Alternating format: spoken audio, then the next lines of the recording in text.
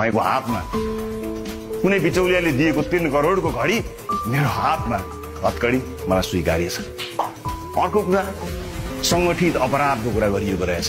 सरकारले मैले संगठित अपराधमा संलग्न भएको देखेछ। हो, संगठित अपराधमा रहेछु म।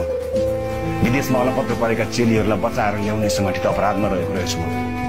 अलपत्र परेका दाजुभाइहरूलाई देशमा ल्याउन र विदेशमा उहाँहरूलाई कुनै न कुनै सेवा दिने संगठित अपराधमा संलग्न रहेछु म। बाढीले बगाएको बस्ती बनाउने संगठित अपराधमा सहभागी भएको रहेछु म।